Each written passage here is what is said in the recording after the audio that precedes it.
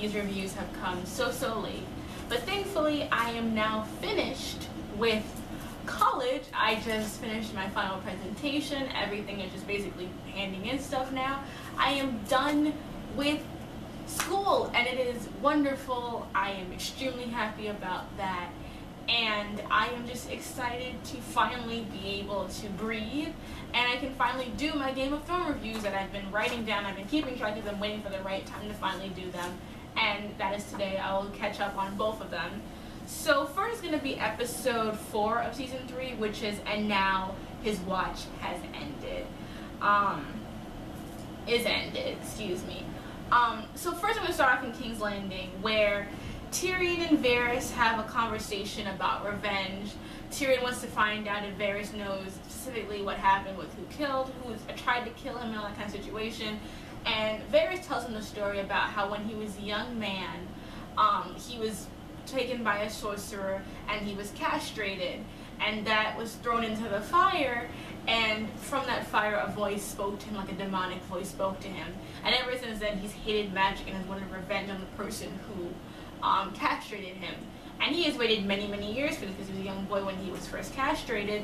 And then he opens a box, and Tyrion sees the sorcerer with his mouth sewn shut, who we assume is a sorcerer who cut Varys when he was younger. And I love this scene because, one, I have always really been interested in Varys' character, and while this was a little bit expositional info dumpy, I felt that the sentiment was very strong of Tyrion wants so much to act first and punch and try to figure out a way out of it, but he doesn't have the power anymore, the position. And so Varys is kind of offering him kind of like hope, like, yes, it's hard now, yes, you're suffering, but in time you will achieve the revenge that you want.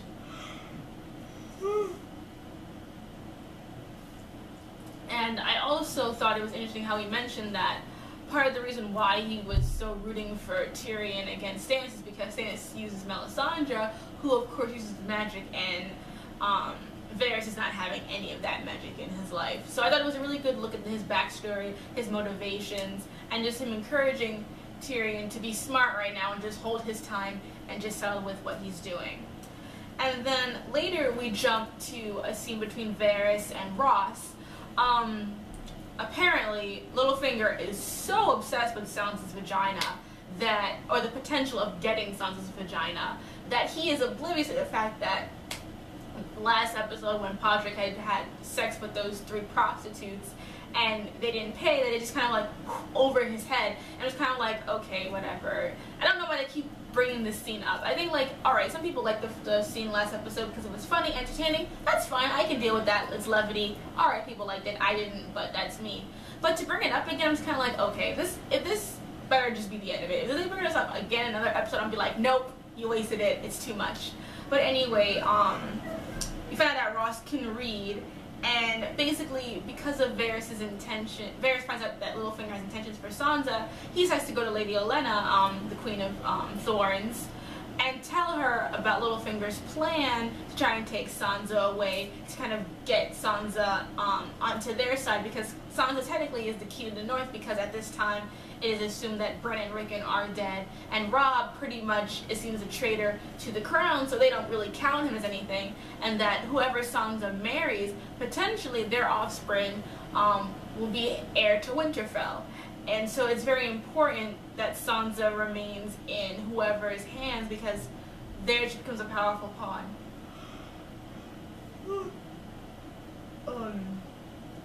This scene made me laugh because the way that they have chosen to tell this storyline is very different from the novels, and I think it's disappointing because in the book, Littlefinger's plan was a surprise, and we had never really expected Littlefinger to be this capable of stuff, because, you know, he was not very, he wasn't really in a lot of scenes, he didn't really get a lot of interviews, he kind of like was just peppered in, and then finally when he realized, oh my god, he wanted to help Sansa, all that kind of thing, it was like this big kind of like, oh my god, I can't believe it. It was a real surprise, shocker moment.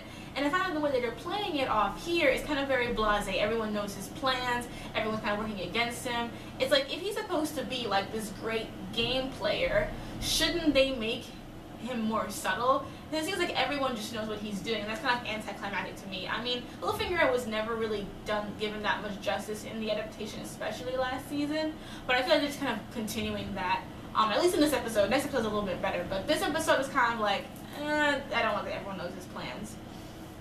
And then the last two scenes center around Cersei. First, we see Marjorie and Joffrey walking around the Sept of Baelor, where they will eventually be married.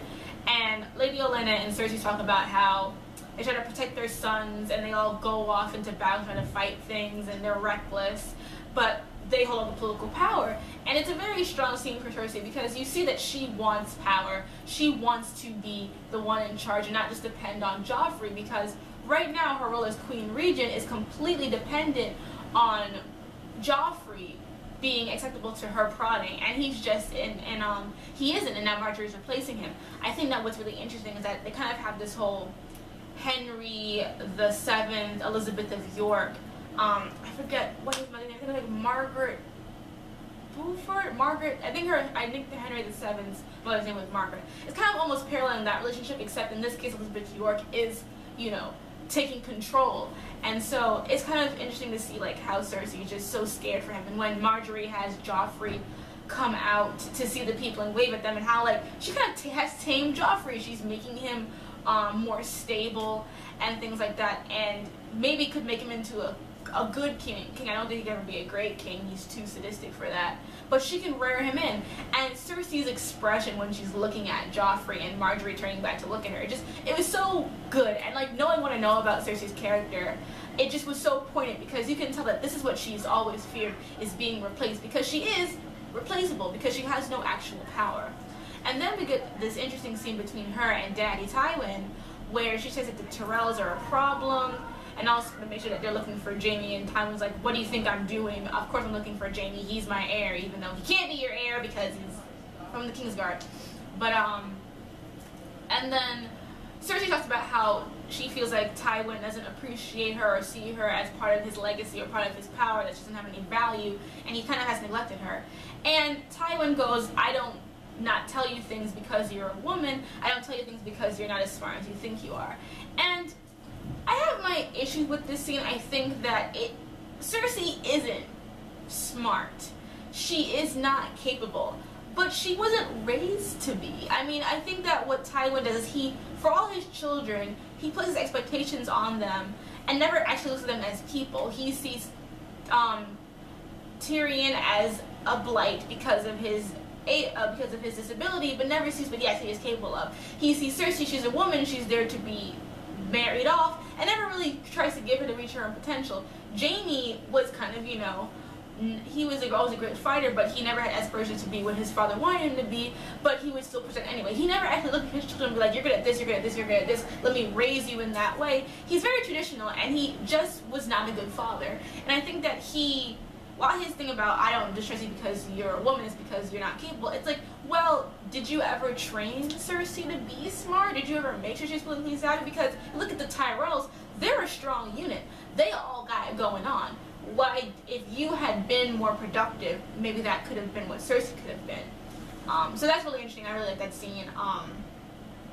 And then, I also forgot, then we get a scene with Marjorie and Sansa where they have a little bit of friendly banter, and then Marjorie says that she would like to have Sansa marry Loras. And I have a problem that I wanted to address, that I've been waiting for a while to really bring it up, but I feel like now is probably the best time. It's just that Sansa's storylines have always been axed. Ever since, like, book 1, they have changed her... Sorry about the noise. Ever since book 1, they have, like, season 1, they have changed her personality, altered her values, made her bratty when she wasn't, made her rude when she wasn't, and really have just tried to make her that kind of cliched teen. And then season 2, there's an entire storyline where she's trying to escape and be proactive, and that's completely cut. And then now, in this book, she doesn't have that many scenes in the book, like she did in the last book. So I would understand her being cut out. But I always feel like when they added Shay to be her friend, I had hoped that they would have taken this opportunity to really get inside of Sansa's head and show the audience that yes, she has grown, she's more intelligent than she was before. While she's still naive and still a little bit romantic, she's much more practical and pragmatic than she ever was before.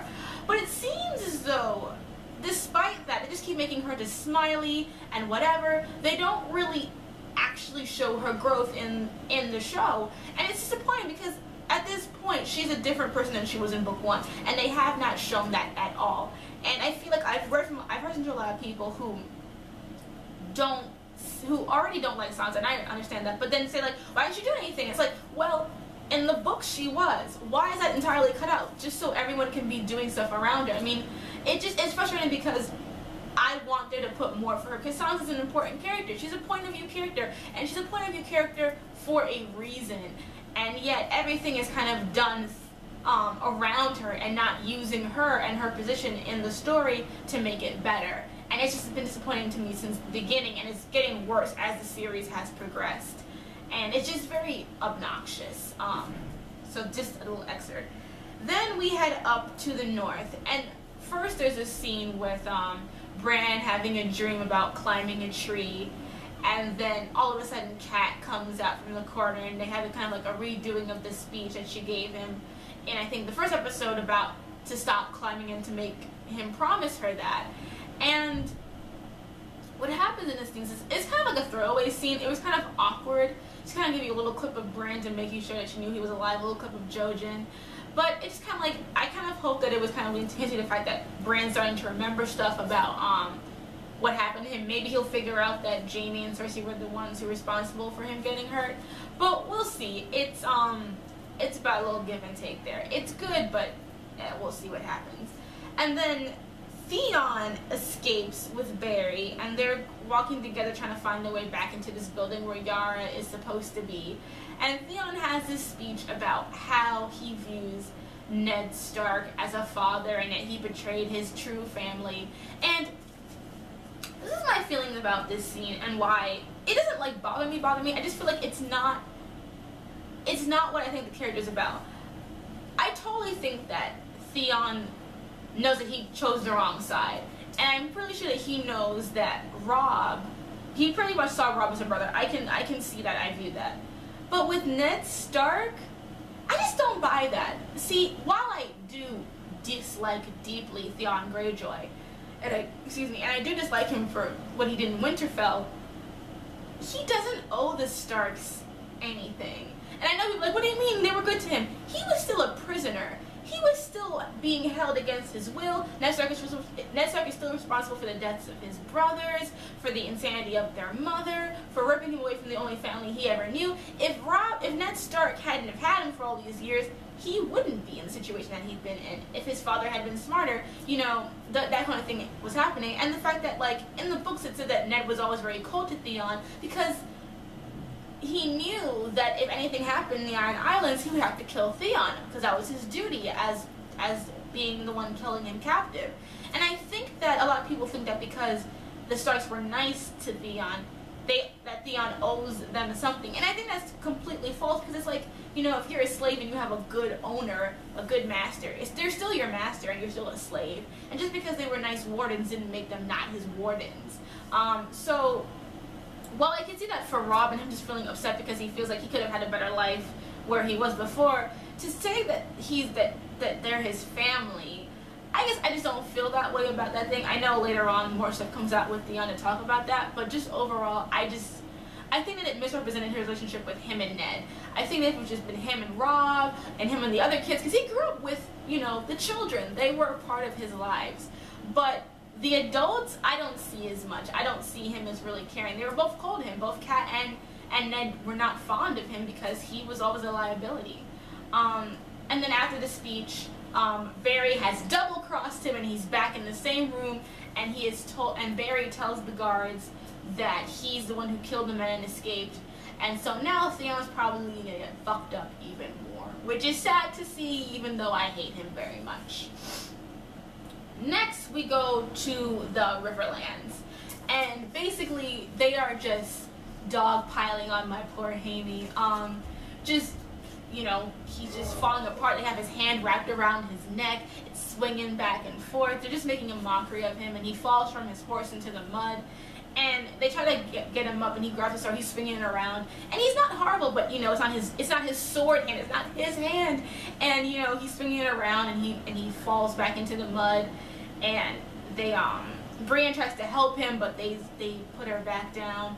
And then and give him like horse piss to drink. It's just a very like sad scene. I know some people hate Jaime, but after reading the book, I have learned to love Jaime so much. And seeing this happen to him, just kind of like, Jaime, don't let them break you, babe. And then later on during the campfire kind of scene, Brienne encourages Jaime to eat and kind of survive by telling him not to be like a woman, and just kind of like, yeah, that seems, it's obnoxious. I'm not going to get into it a lot because I'm sure pretty much you've heard of it from other people. That seems kind of obnoxious. I wish she did this, let her call him Craven like she did in the book. Why did they make it a gender thing? It just stop. It's obnoxious. Don't make this kind of changes if you don't have to. There's no point in doing it. So that was just bleh. And then next we have Arya and Gendry and Sandor being transferred to the Brotherhood Without Banners headquarters, where they meet Sir Beric, who everyone thinks was fucking like who is supposed to look much grosser because he was like has almost like a Bastion face. And we learn about that the Brotherhood doesn't fight for any specific team. They're kind of ghosts. They just fight to protect the people and the idea of goodness that was left behind by kind of Ned Stark and his ideology of doing what was best and being honorable. And they basically accuse Sandor Clegane, aka the Hound, of all these crimes of, you know, what happened with the Targaryen kids, which he's not responsible for because he was like a kid when that happened himself, so he didn't do anything there. And then stuff would happen in the Riverlands, which was his brother's stuff, the Mountain, who he himself despises. So he's getting all the crimes that his own brother did and being shot against him, and it's like, he never did those things. It's not really his fault. And then Arya brings up Micah, who, for those of you who didn't remember, he was the baker boy from season 1, who he had killed. And Sandor just says, like, that's my job. I was Joffrey's sworn shield. He attacked the king. That's what I was told, so I had to kill him. And Arya's like, it wasn't his fault, I did it. And it's like, well, I should have killed you then. And it's like, I love how it's put, because it's like, you know, we talk about honor and responsibility. It comes up a lot, like in this episode and the next episode, especially in the next episode, about like what your orders are to do. Like how, you know, as a sworn shield, no matter even if Sandor really didn't want to do it, it was his duty to do it to protect Joffrey. And people think, well, he's a little kid. It doesn't matter. I mean, it's when you are in that position as a Kingsguard, a Queensguard, if we want to talk about honor and duty, it is doing something you don't even want to do. Doing something that's dark and disgusting and gritty. I mean, I don't know if it's going to be brought up, so I'm not going to go into spoiler territory, but like, when James talks about the Kingsguard and what he has heard and seen, he's had to hear and see terrible things and not do anything about it because it was his duty. So it is true, you know, it's Sandor's job to do what he did. And is it wrong? Yes, but what's he gonna do? Not be the nice guy for no reason? I mean, it's a harsh world, and I think that Arya still had a kind of sense of like, it was wrong, he should be killed for it, while not understanding that like it's a bigger thing than that. And I think what's interesting about Arya is that as much as we admire her for being more outgoing, she's still very naive in how she sees the world. She does see it in a very simple way of, you know, they're evil for what they've done, but she never really sees it beyond that. And I think that's interesting about her character, because she is still a child, and of course she's going to view the world in that way still, and I think it's really cool to see that. And then basically they said, Theros of Myr says that they're going to judge Sandor in a trial by combat with the Lord of the Light being the judge, and it's going to be Sir Beric versus Sandor Clegane. Next episode, we'll get to it in just a second.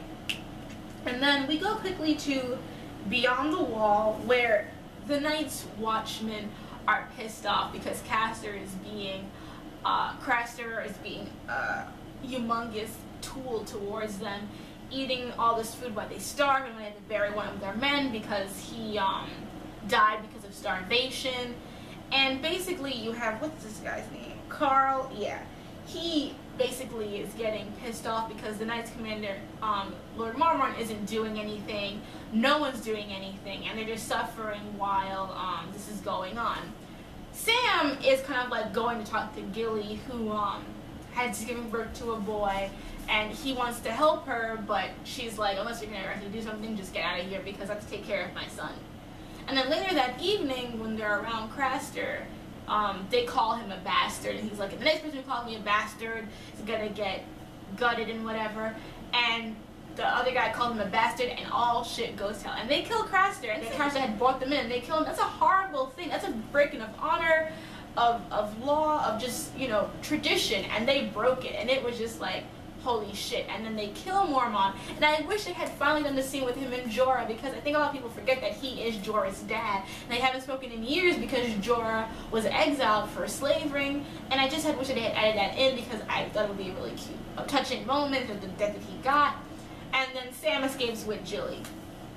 And then finally, we end this episode with a banger, with Daenerys Targaryen busting up everyone's shit. I love this scene for so many reasons. I mean, I have issues with Dany's storyline because it's so, like, white saviory, but when it comes down to it, she's a badass character, and I just love seeing her take charge. Like, when she comes up, her outfit was on point, though. Her hair, her braids was good, her accessories was fierce. I was like, good, now you got Masane, so I'm gonna actually take care of your weave for once, because your stuff be looking ratchety sometimes, girl. You know it's hard. Jorah can't be taking care of you.